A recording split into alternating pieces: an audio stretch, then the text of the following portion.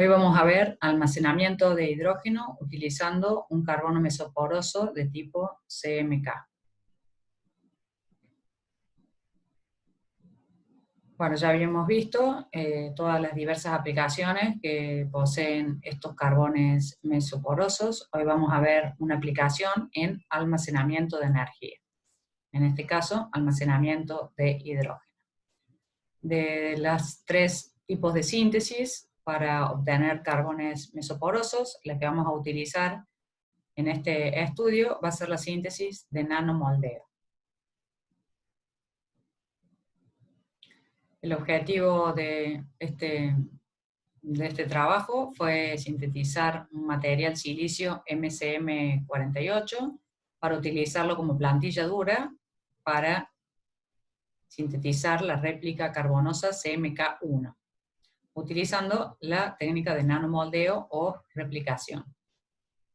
Luego quisimos incorporarle a este material, que lo vamos a usar como huésped de CMK1, nanopartículas de zinc, y medir la capacidad de absorción de hidrógeno de la CMK1 y de la CMK1 modificada con zinc.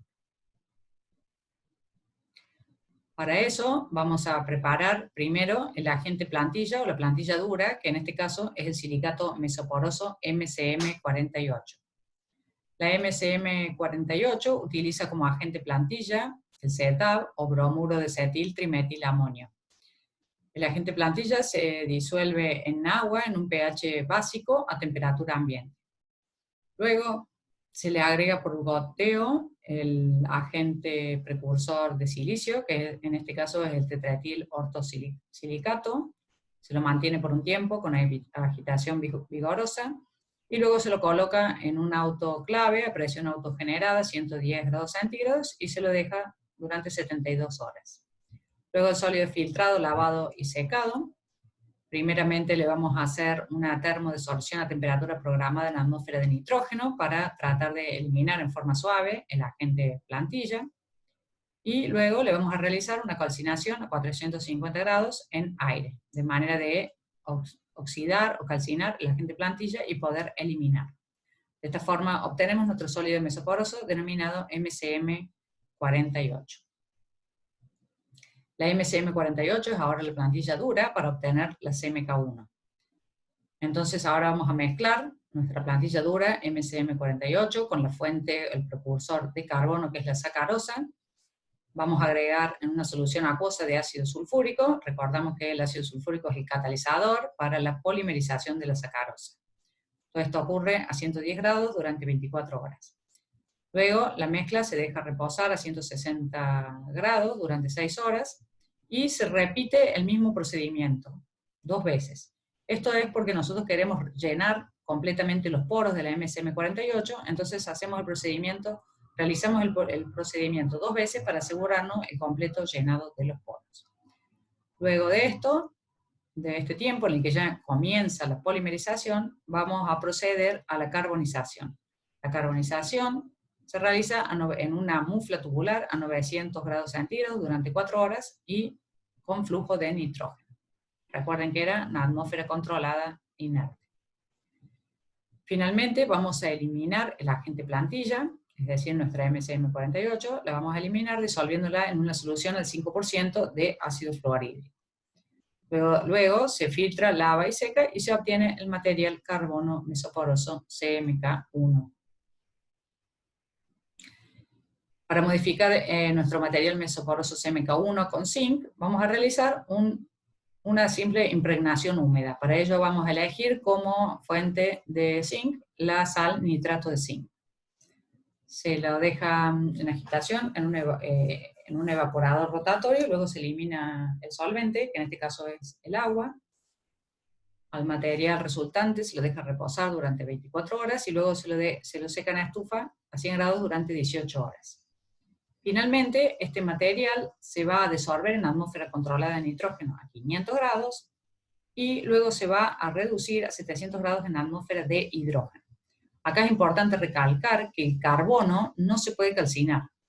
Nosotros antes a los materiales de sílice los calcinamos a 500 grados centígrados en la atmósfera de aire o de oxígeno. Acá no podemos hacerlo, ya que perderíamos gran parte del carbón que se oxidaría a dióxido de carbono. Por lo tanto, podemos afirmar que los carbones nunca se pueden calcinar, sobre todo a altas temperaturas. Por lo tanto, vamos a tratar de eliminar el nitrato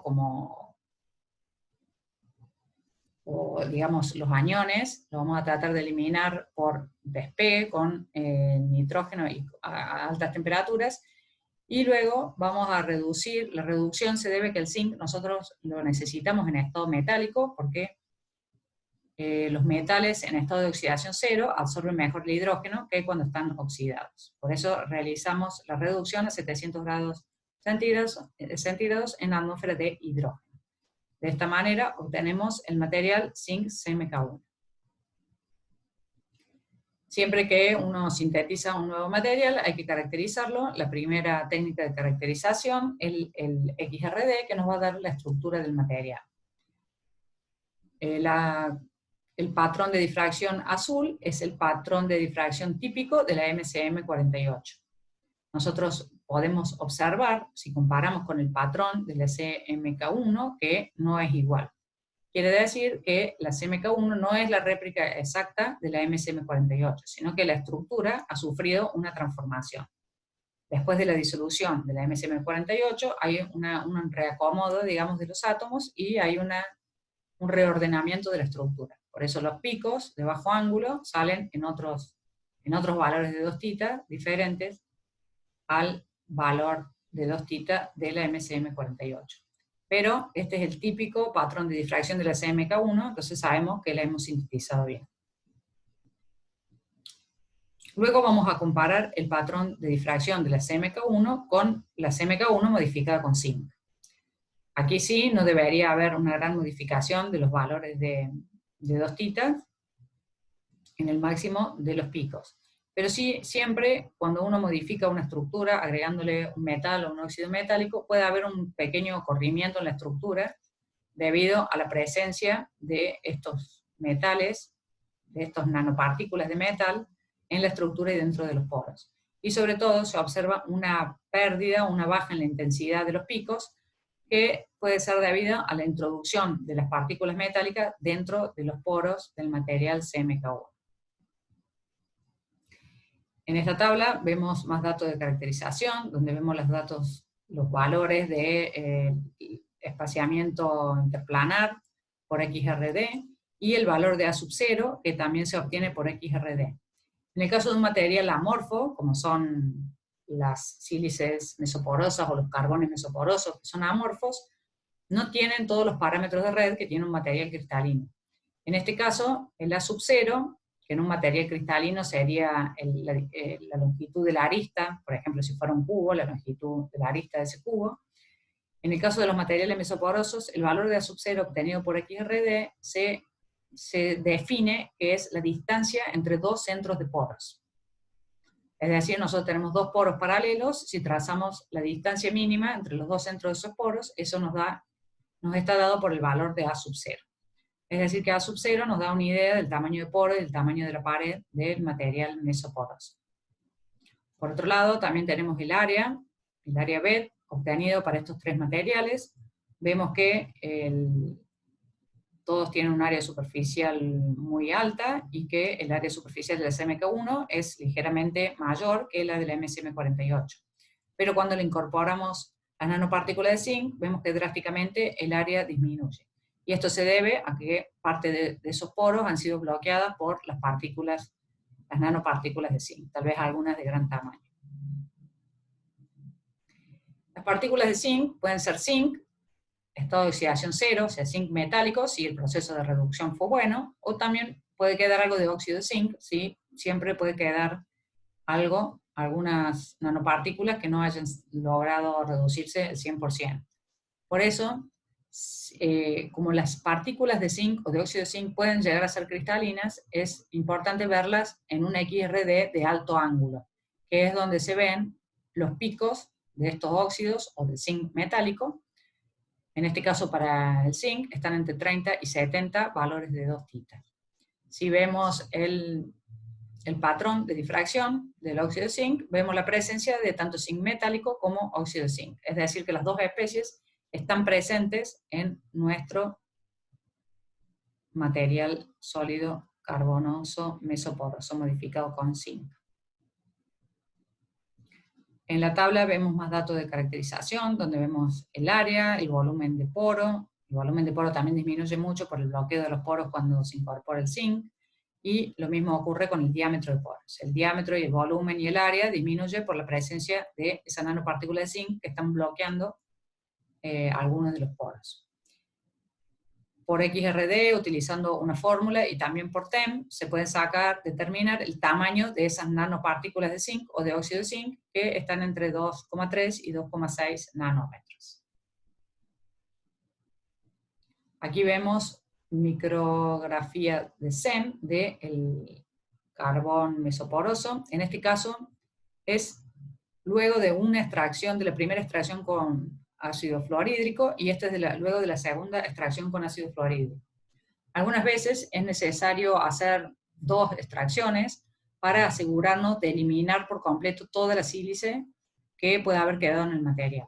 Vemos que acá, en la primera extracción, quedó un cristal. Este cristal es característico de la MSM48, se nota que es totalmente diferente de la morfología del carbón. Acá vemos un cristal que obviamente pertenece a otra estructura, y el SEM viene acoplado con un equipamiento también de rayos X que se llama EDS, que nos permite, si nosotros apuntamos el haz de rayos X aquí en el cristal, el equipo nos da la composición de ese cristal. Y acá el equipo dice que la composición es oxígeno y silicio, por lo tanto, este es un cristal de MSM48. Luego de la segunda extracción ya no lo vemos, así que podemos estar seguros de que la extracción del agente plantilla dura ha sido exitosa. Estos son resultados de FTIR. En FTIR, que es la infrarrojo contra forma de Fourier, vemos el espectro característico de la MSM48, que tiene muchas bandas, todas las bandas características de los bending y de los stretching, del silicio con el oxígeno, los bending del agua, los stretching simétricos silicio, oxígeno, silicio. Como todo esto no está en el carbón, que es puramente carbón, carbón, carbón, carbón, enlace carbono-carbono, el espectro del FTIR no presenta bandas en el caso de la CMK1, lo cual es lo esperado. Y lo mismo ocurre cuando la CMK1 fue modificada con zinc. Aquí podemos ver algunas micrografías TEM de la CMK1 y de la zinc CMK1. La CMK1 no es tan fácil, o los poros, digamos, no se ven de forma tan digamos, no sé la palabra. No se ven bien los canales y los poros de ese canal de abeja como veíamos en la CMK3, pero acá, si pudiéramos verlo de más cerca, se ven los canales paralelos.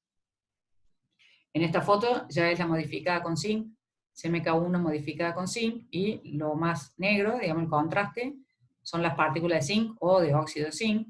No podemos distinguirlo porque solo vemos una diferencia de color, pero con el cursor se puede sacar el tamaño y se obtuvo un tamaño entre 2,5 y 3 nanómetros de tamaño de partícula de las partículas de zinc. Con estas técnicas, las dos son con rayos X, una se llama EDS, que viene acoplado al SEM, el microscopio electrónico, y la otra técnica se llama XPS, que es una técnica aparte, distinta. La diferencia entre estas dos técnicas, las dos técnicas nos permiten ver composición, es decir, qué elementos hay en el material y cuál es el porcentaje en peso de cada uno de esos elementos en el material.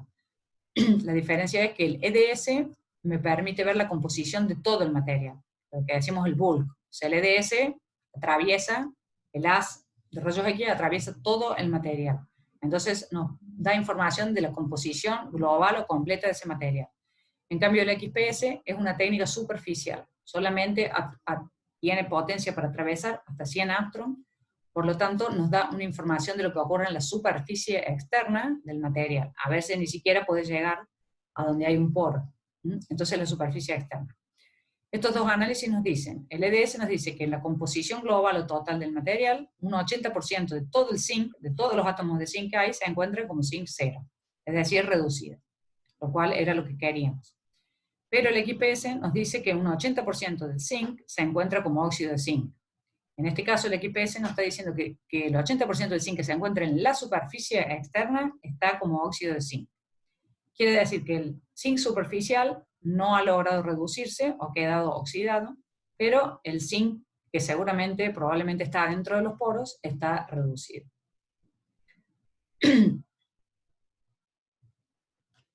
Bueno, una vez sintetizados y caracterizados estos materiales, vamos a utilizarlos para almacenar hidrógeno. El uso del hidrógeno como vector energético resulta una de las alternativas más interesantes desde el punto de vista del medio ambiente, de una energía sostenible y renovable, por lo cual podría sustituir a los combustibles fósiles como el carbón, el petróleo o el gas natural. La gran ventaja que tiene el hidrógeno frente a los combustibles fósiles es que no es contaminante. Su único subproducto es el agua, el vapor de agua, así que no presenta problemas de contaminación.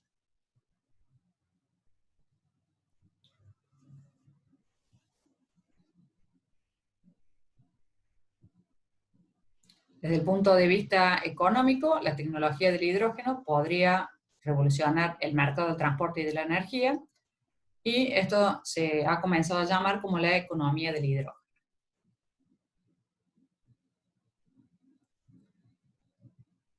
El problema del hidrógeno es dónde será almacenado, o sea, cómo se lo va a implementar o almacenar. Sabemos que el hidrógeno tiene un gran poder energético, es un combustible que genera muchos microjoules por kilo. El problema es cómo se lo almacena. Una de las opciones es como gas comprimido, pero ya sabemos todas las dificultades de un gas comprimido, que va a ocupar mucho volumen para lograr la autonomía requerida y el peligro de tener que estar comprimido a altas presiones. Otra opción puede ser hidrógeno licuado. Para licuar el hidrógeno hace falta ir a temperaturas criogénicas, lo cual esto es un proceso también muy caro. Otra opción es el hidruro metálico. El problema de los hidruros metálicos es que pesan casi 8 veces que el hidrógeno licuado y que hay que calentarlo para que libere el hidrógeno. Y la otra opción, que es la que vamos a estudiar nosotros, es la absorción del hidrógeno en sólidos porosos. El mayor problema que hay que resolver es que de alguna manera el hidrógeno pueda ser almacenado, si queremos utilizarlo en un automóvil, de manera segura y que no ocupe un gran volumen ni un gran peso. Pero a la vez tiene que cumplir con la autonomía de un vehículo. Por ejemplo, si nosotros queremos hacer 400 o 500 kilómetros para que realmente pueda reemplazar a la nafta o el gasoil, un tanque o la cantidad de hidrógeno que esté almacenado en nuestro automóvil debería darnos una autonomía suficiente. El hidrógeno se puede utilizar en tecnologías que puedan utilizar hidrógeno como combustible, como los sistemas que utilizan los motores de combustión, o los motores electroquímicos, o los que ahora se llaman pilas de combustibles.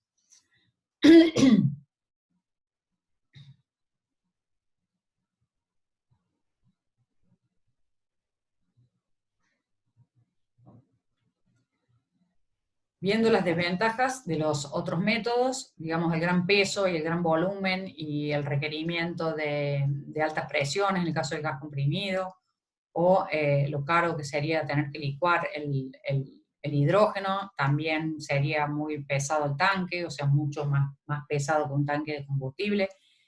Digamos, todo eso hacen que estos dos sistemas sean inviables para utilizarlo en un vehículo, en un automóvil. La tercera forma, que no sería tan peligrosa, que sería como un hidruro metálico, ya el hecho de que tenga que ser un hidruro metálico, esto hace que la cantidad de hidrógeno, la densidad de hidrógeno, Al tener que ser un hidruro, el peso molecular, digamos, del hidruro es mucho mayor, hasta 8 veces más, que el peso del hidrógeno líquido. Entonces, y además, el hecho de tener que ser calentado no lo hace muy rentable, digamos. Entonces, la alternativa, digamos, más que hoy en la actualidad se ve como la mejor posibilidad, es tratar de almacenar hidrógeno en un sólido poroso.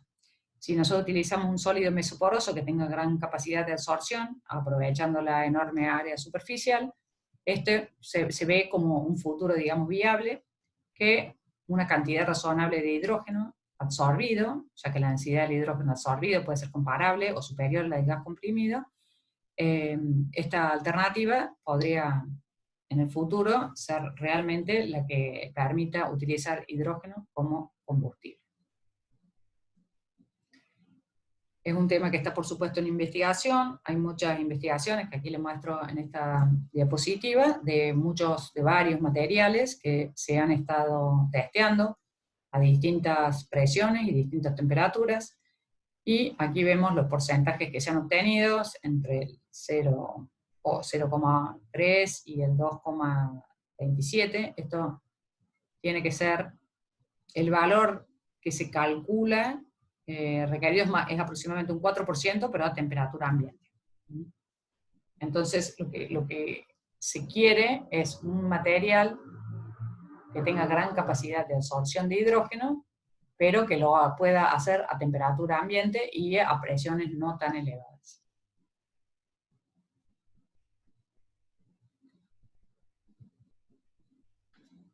Nosotros testeamos la absorción de hidrógeno de los materiales que sintetizamos, la CMK1 y la Zinc CMK1, y lo hicimos a diferentes presiones y a 77 Kelvin. Los resultados que obtuvimos fueron buenos, con la CMK1 un 2,1% y con la Zinc CMK1 un 4,4%. Les decía antes que con un 4% sería la solución del problema, pero a temperatura ambiente. Nosotros estos valores los hemos obtenido a 77 Kelvin.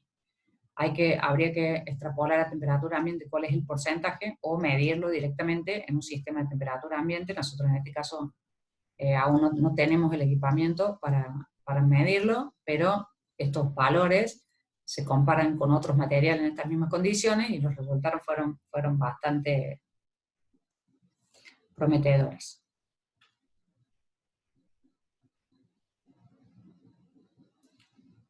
Como el zinc había funcionado bien, entonces decidimos impregnar la CMK1 con otros metales, por ejemplo níquel, iridio o platino, y también la CMK3, que es otro mesoporoso que hicimos en el laboratorio, que siempre, digamos, hacemos en el laboratorio, muy fácil de sintetizar, que es la réplica exacta de la SB15, y la modificamos con diferentes metales: zinc, níquel, iridio, platino, vanadio, litio y platino.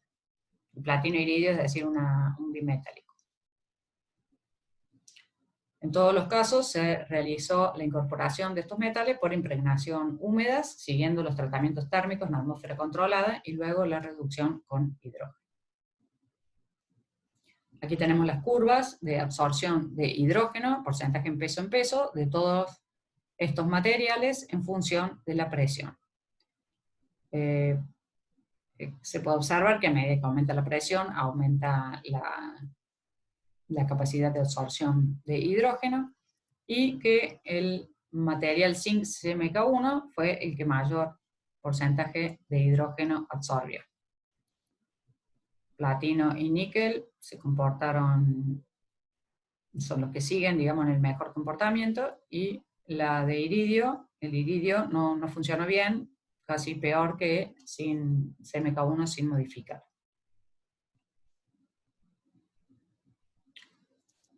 Como las moléculas de hidrógeno se absorben mediante fuerzas de Van der Waals, es decir, que es una fisisorción, este proceso se ve dificultado a temperatura ambiente. Siempre es mucho más fácil fisisorber una molécula, un compuesto o una especie química a temperaturas muy bajas. A temperaturas altas, las moléculas tienden a despegarse del material, a irse a la fase gas. Entonces, como esa fuerza de atracción a temperaturas bajas es tan débil, cuando aumenta la temperatura se despegan. Eso es el objetivo, digamos, lo que hay que tratar de lograr es que la molécula de hidrógeno se absorba con una fuerza suficiente para que no se desorba a temperatura ambiente. Aquí se testearon todos los otros materiales, se obtuvieron buenos resultados con la vanadio y con la platino CMK3, y el material bimetálico no dio mejores resultados. Todos los resultados están a 77 Kelvin y a 10 bar o a 1 bar. Siempre aumentando la presión vamos a aumentar la capacidad de la fisisorción. Bueno, esto ha sido la clase de hoy, una de las aplicaciones de los materiales mesoporosos. En la próxima clase vamos a ver otra de las aplicaciones. Nos vemos.